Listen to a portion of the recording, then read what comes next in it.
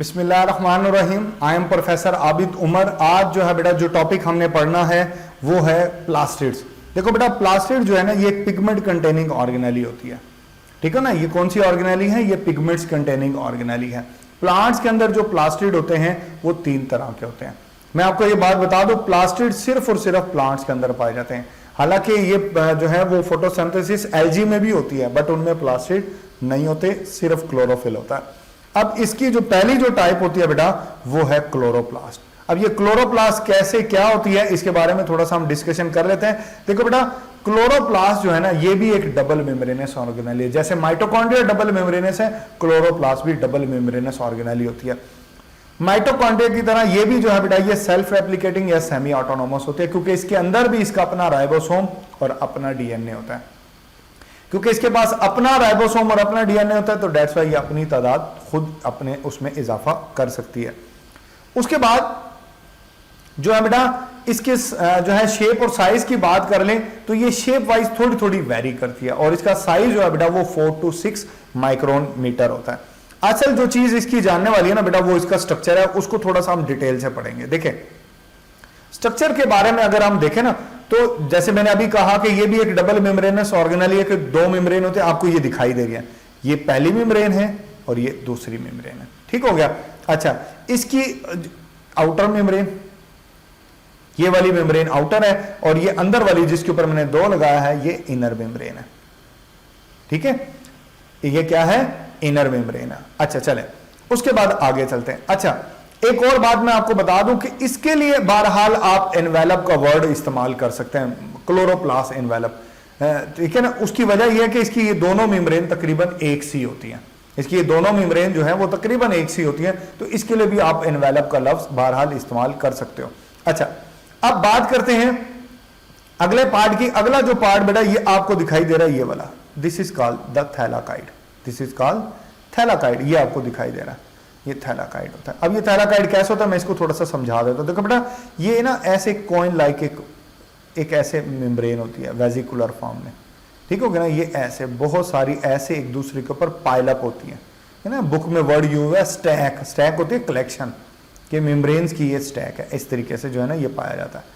अब ये जो है ना 50 और मोर 50 या 50 से ज्यादा होते हैं। मैंने तो 50 नहीं बनाए, लेकिन जो है बेटा जो है स्पेस की वजह से मैंने कम बनाए हैं, लेकिन ये 50 और मोर होते हैं।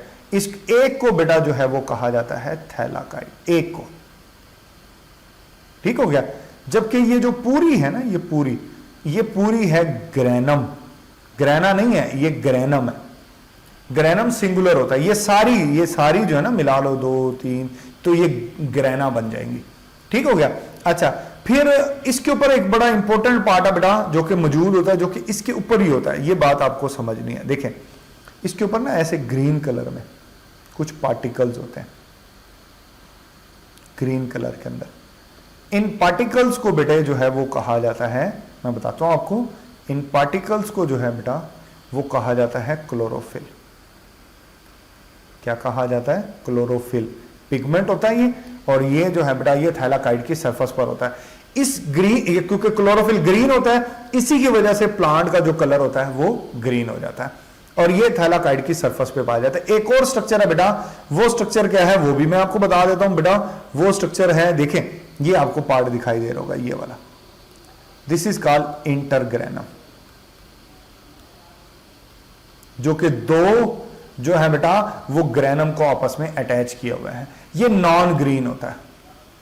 नॉन ग्रीन क्यों होता है? नॉन ग्रीन ये बेटा इस वजह से होता है क्योंकि इसके ऊपर क्लोरोफिल नहीं होता, यहां क्लोरोफिल एब्सेंट होता है, इसलिए ये नॉन ग्रीन होता है। अच्छा इसके अलावा ये आपको लिक्विड कंटेनिंग पार्ट दिखाई दे रहा होगा। जैसे माइटोकॉन्ड्रिया में माइटोकॉन्ड्रियल मैट्रिक्स होता है, ऐसे ही क्लोरोप्लास्ट के अंदर जो है बेटा वो स्ट्रोमा पाया जाता है। मेरी बात समझ रहे हो आप? क्लोरोप्लास्ट ये बड़ा इंपॉर्टेंट है। मैं बताऊंगा कि कौन कौन से रिएक्शन जो है वो यहां पर हो रहे हैं। बहुत सारे रिएक्शन यहां पर होते हैं जो एमसीक्यूज की वाइज बड़े इंपॉर्टेंट है। मैं सारे के सारे आपको 1 by 1 बताऊंगा। अभी फिलहाल हम इसका स्ट्रक्चर जो है बेटा वो डिस्कस कर रहे थे। चले अब अगर देखो ना ये इनवेलप, स्ट्रोमा, ये सारे स्ट्रक्चर को लेके यही बातें जो है बेटा इसके अंदर बताई गई हैं। चले अब जो है बेटा वो आगे चलते हैं नेक्स्ट। अब एक और बात मैं आपको बताता हूं बेटा, ये जो क्लोरोफिल है ना इसके ऊपर अभी जैसे मैंने अभी कहा कि क्लोरोफिल इसके अंदर पाया जाता है, ये क्लोरोफिल का स्ट्रक्चर जो हेमोग्लोबिन का हेम होता है ना, उससे मिलता जुलता है। हेमोग्लोबिन का जो हेम होता है ना, उससे मिलता है, ठीक है ना। दोनों में पोरफायरिन रिंग होता है, पोरफायरिन ये हेड होता है क्लोरोफिल में, पोरफायरिन रिंग का दोनों में पाया जाता है। लेकिन क्लोरोफिल के पोरफायरिन के सेंटर में मैग्नीशियम होता है, जबकि हेमोग्लोबिन के पोरफायरिन रिंग के सेंटर में आयरन होता है। यह फर्क होता है बस, ठीक हो गया। बाकी क्लोरोफिल क्या फंक्शन परफॉर्म करता है, यह बात अभी हम डिस्कस कर रहे थे। देखो बेटा, क्लोरोफिल का बेसिकली वर्क क्या होता है। क्लोरोफिल का काम होता है बेटा, इसने ये chlorophyll are present on the surface of thylakoid, एक तो बात आपने ये याद रखनी है। दूसरा, क्लोरोफिल का काम ये होता है कि ये लाइट को एब्जॉर्ब करता है और उसको केमिकल एनर्जी में कन्वर्ट कर देता है, जो कि एटीपी और NADPH कहलाएगा, ठीक है ना। जैसे सोलर जो है बेटा, वो पैनल जो है, सोलर की प्लेटें जो आप सोलर सिस्टम जो है लॉन्च करते हो, वो जो है वो लाइट एनर्जी को कन्वर्ट कर रहा होता है इलेक्ट्रिकल एनर्जी में।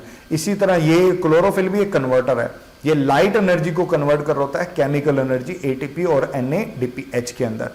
इसको ना लाइट रिएक्शन ऑफ फोटोसिंथेसिस, जो लाइट रिएक्शन होता है ना फोटोसिंथेसिस का, आप लाइट डिपेंडेंट रिएक्शन होता है जिसको फोटोफॉस्फोरिलेशन भी कहा जाता है, वो यही रिएक्शन होता है, ये क्लोरोफिल के ऊपर ही होगा, ठीक है ना। माइटोकॉन्ड्रिया की तरह यहां पर भी जो है बेटा, थैलाकाइड की सरफेस के ऊपर भी इलेक्ट्रॉन ट्रांसपोर्ट चेन पाई जाती है, उसको फोटोफॉस्फोरिलेशन जो है वो कहा जाता है। इसके अलावा क्या जनाब कोई और रिएक्शन होता है? यस, और रिएक्शन भी होता है बेटा। इसके अलावा आप जानते हो ना कि एक तो होता है लाइट रिएक्शन, प्लांट के अंदर एक फोटोसिंथेसिस के अंदर ना एक होता है लाइट रिएक्शन, ठीक है ना। ये लाइट रिएक्शन तो होता है थैलाकाइड की सरफेस पे, थैलाकाइड की सरफेस पर होता है भाई, ये क्लोरोफिल परफॉर्म करते हैं। और दूसरा होता है डार्क रिएक्शन, जिसको आप कैल्वन साइकिल भी बोलते हो। क्या बोलते हो? कैल्वन साइकिल। ये बेटा होता है स्ट्रोमा में, ये आपने याद रखना है। ये रिएक्शन जो है बेटा वो स्ट्रोमा होता है, ये अकरेंस ऑफ रिएक्शन है जो कि यहां होता है, बड़ा इंपॉर्टेंट है, आपने याद रखने। एमसीक्यूज में ये बातें अक्सर आती होती हैं। चलें आगे चलते हैं। नेक्स्ट जो है बेटा, जो प्लास्टिड की अदर जो पार्ट होता है, दूसरी जो टाइप होती है वो होती है क्रोमोप्लास्ट। क्रोमो का लफ्जी मतलब होता है कलर। क्या मतलब होता है? कलर होता है, ठीक है ना। ये कलर कंटेनिंग जो है बेटा, कलर पिगमेंट कंटेनिंग ऑर्गेनेली होती है। अच्छा, ये other than green colour produce करती है। कौन सा कलर प्रोड्यूस करती है? Other than green. आप जानते हो कि प्लांट के अंदर जो है बेटा वो पेटल्स होते हैं जो डिफरेंट कलर्स के होते हैं, जो फ्लावर्स के पेटल्स हैं। इसी तरह मुख्तलिफ किस्म के फ्रूट्स हैं, उनके मुख्तलिफ कलर होते हैं। ये सारे कलर बेसिकली क्रोमोप्लास्ट की वजह से होते हैं। इन कलर्स की वजह से ना इनकी फंक्शनैलिटी भी है। मसलन ये हेल्प करते हैं पोलिनेशन, कलर की वजह से अट्रैक्शन होती है और उस अट्रैक्शन की वजह से इंसेक्ट्स आते हैं और पॉलिनेशन का सबब बनते हैं। डिस्पर्सल ऑफ सीड में भी इसका किरदार होता है। देखो बेटा, ये ब्यूटीफुल कलर्स प्रोड्यूस करते हैं फ्रूट्स के अंदर, जिसकी वजह से फ्रूट्स को हम तोहफा तहाइफ के लिए भी इस्तेमाल करते हैं। हम देखें, हमारा इसकी वजह से फिर सीड भी ट्रैवल करता है। जब फ्रूट ट्रैवल करेगा, हमारा मैंगो अमेरिका चला गया, ठीक है ना, और उसके साथ साथ फिर सीड भी तो ट्रैवल हुआ ना, तो डिस्पर्सल ऑफ सीड भी हो रही है तो फ्रूट की वजह से, और फ्रूट की डिस्पर्सल जो है वो उसके कलर्स की वजह से हो रही है। तो दैट्स वाई जो है बेटा ये डिस्पर्सल ऑफ सीड के अंदर जो है वो भी इसकी इन्वॉल्वमेंट होती है क्रोमोप्लास्ट की। तीसरी जो प्लास्टिड की टाइप होती है ना बेटा, वो है लिकोप्लास्ट। अब लिकोप्लास्ट जो है ना, पहली लाइन ये अक्सर एमसीक्यूज में आ जाती है कि जनाब ये ट्रायंगुलर होता है, ट्यूबुलर होता है और इसकी कुछ हद तक शेप डिफरेंट करती रहती है, और ये कलरलेस होता है। ये कोई कलर पिगमेंट नहीं होता, ये कोई कलर प्रोड्यूस नहीं करता, और ये प्लांट के अंडरग्राउंड पार्ट में होता है। मतलब ये कहां होगा? ये रूट्स में होता है। कहां होता है? ये रूट्स के अंदर पाया जाता है। और रूट्स में आप जानते हो रूट का फंक्शन होता है स्टोरेज ऑफ फूड। ये फूड को जो है बेटा ये स्टोर करता है, ठीक है ना। इसका काम क्या होता है? फूड को स्टोर करना। चले, ये ऑर्गेनली हमारी यहां पर मुकम्मल हो गई है। हमने इसके बारे में जो है वो बहुत कुछ जो है बेटा वो पढ़ लिया। उम्मीद है कि आपको ये क्लियर हो गया। लेकिन अभी हमारा लेक्चर एंड नहीं हुआ, अभी एक छोटा सा टॉपिक हमारा रहता है, हम उस टॉपिक को जो है बेटा वो करेंगे, और वो टॉपिक है बेटा माइक्रोस्कोप। देखिए माइक्रोस्कोप, देखो बेटा ये माइक्रोस्कोप आपको दिखाई दे रही है। आपको यहां पे लिखा हुआ कंपाउंड माइक्रोस्कोप और लाइट माइक्रोस्कोप। तो बेटा मैं आपको बताता जाऊं, ये दोनों ही लाइट और कंपाउंड दोनों ही माइक्रोस्कोप हैं। यहां पर आप लिख लें और ये भी लाइट माइक्रोस्कोप है, कंपाउंड माइक्रोस्कोप, ये दोनों लाइट और कंपाउंड माइक्रोस्कोप ही हैं। फिर फर्क क्या है, क्या फर्क है इनके अंदर? देखो बेटा, इसके अंदर जो फर्क है ना वो मैं आपको बता देता हूं। यहां पर आप देखें ना, ये जो लेंस यहां पर इस्तेमाल हुआ है ये है आई पीस। ये क्या है बेटा? ये है आई पीस। ठीक हो गया। इसी तरह ये जो लेंस यहां पर इस्तेमाल हुआ है ये है ऑब्जेक्टिव लेंस, क्योंकि यहां पर ऑब्जेक्ट पड़ा होता है, यहां स्लाइड रखी होती है। ठीक है ना। अब आप नोट करें कि यहां आई पीस 2 है, यहां आई पीस 1 है। यह फर्क है इन दोनों का। इस वजह से इसको जो है वो यूनिलैकुलर कहा जाता है। क्या कहा जाता है? कि ये यूनिलैकुलर जो है माइक्रोस्कोप है, जबकि इसके बारे में कहा जाता है ये है बाइनोकुलर। ये ज्यादा बेहतर है, दोनों आंखों से देख सकते हो इसमें। ठीक है ना, बाइनोकुलर माइक्रोस्कोप है ये। फिर एक फर्क और है बेटा, यहां लगा हुआ है मिरर।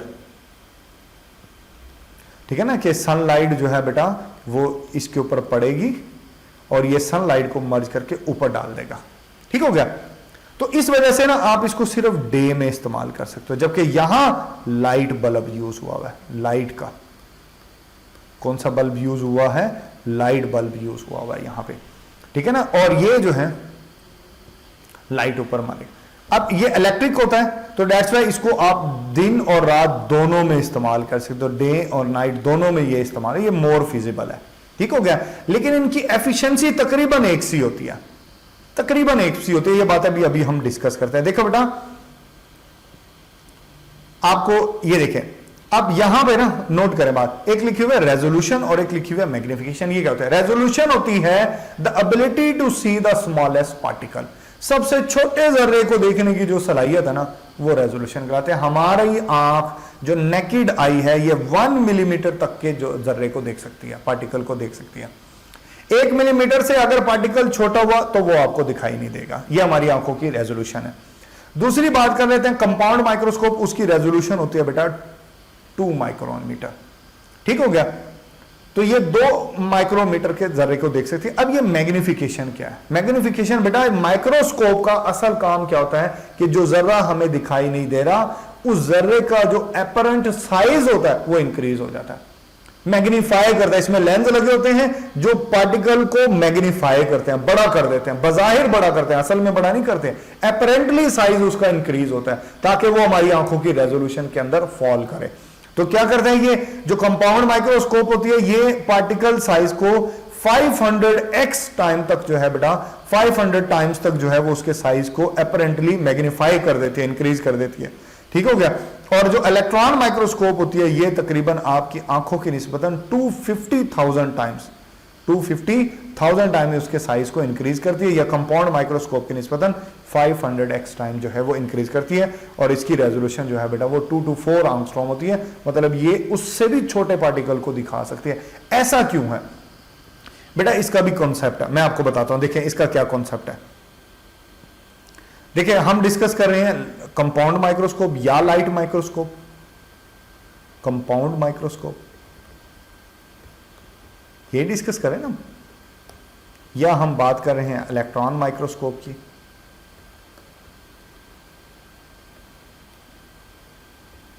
ठीक हो गया। जो कंपाउंड माइक्रोस्कोप है ना, इसका जो सोर्स ऑफ लाइट होता है, क्या चीज? सोर्स ऑफ लाइट, वो होती है विजिबल लाइट।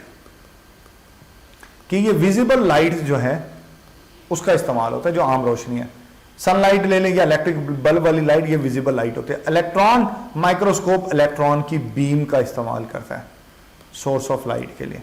इससे क्या फर्क पड़ता है? बिल्कुल फर्क पड़ता है। देखो बेटा, ये जो विजिबल लाइट होती है ना, आप वेवलेंथ को शो ऐसे लैम्डा से करते हैं ना, इसकी वेवलेंथ होती है कम और इसकी वेवलेंथ होती है बहुत ज्यादा।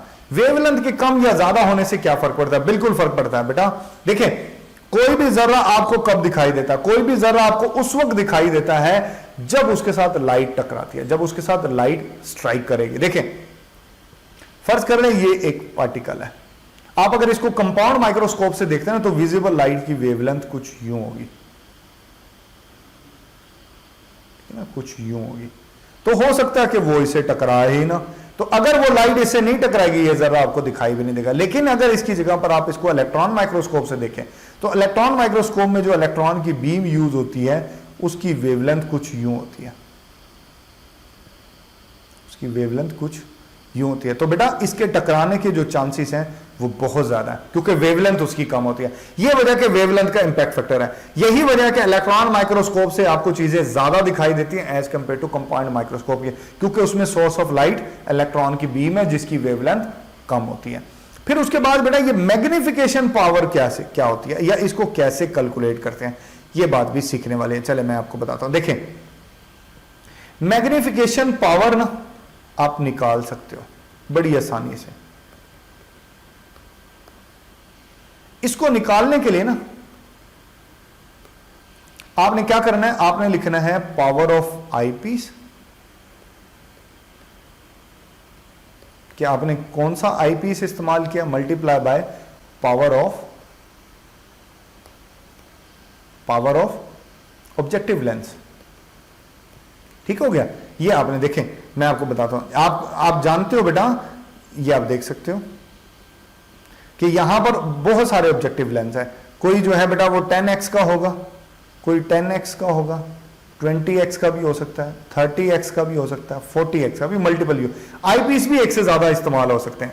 ठीक है ना, लेकिन ये रिमूवेबल होते हैं, ये फिक्स होते हैं, ये रिमूवेबल होते हैं। बहरहाल फर्ज कर लें, जस्ट फॉर एग्जांपल जो है बेटा वो आपने जो आईपीस है वो इस्तेमाल किया 10x का, ठीक हो गया, और जो ऑब्जेक्टिव लेंस वो आपने यूज किया 40x का।